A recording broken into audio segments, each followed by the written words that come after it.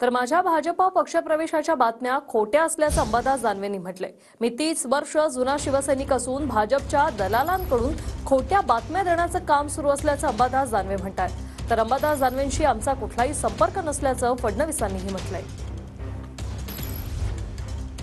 कारण अशा खोटाड्या बातम्या तुमचे न्यूज चॅनल चालवण्यासाठी, तुमच्या TRP साठी, कारण मी 30 वर्ष जुना शिवसेनेचं काम करणारा शिवसैनिक आहे। बाळासाहेबांच्या विचाराने लढणारा आहे, नुसतं काम करणारा नाही तर लढणारा आहे। पद येत असतात, पद जात असतात, हे मी सुद्धा अनुभवलेलं आहे। मी पार गटप्रमुखापासून तर आता विरोधी पक्षनेत्यापर्यंत जबाबदारी पार पाडणारा शिवसैनिक आहे।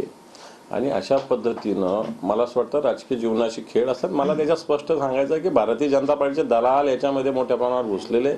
टू बी फेअर, तुम्ही माध्यम अंबादास दानवेंची चर्चा करताय, असे आम्ही जर ऑपरेशन केलं ना तुम्हाला कळतच नाही, आणि तुम्हाला कळलं तर लक्षात ठेवा ऑपरेशन नाही। त्यामुळे अंबादास दानवेंची आमचा कुठलाही संपर्क नाही, त्यांच्या प्रवेशाची आमच्याकडे तरी कुठलीही चर्चा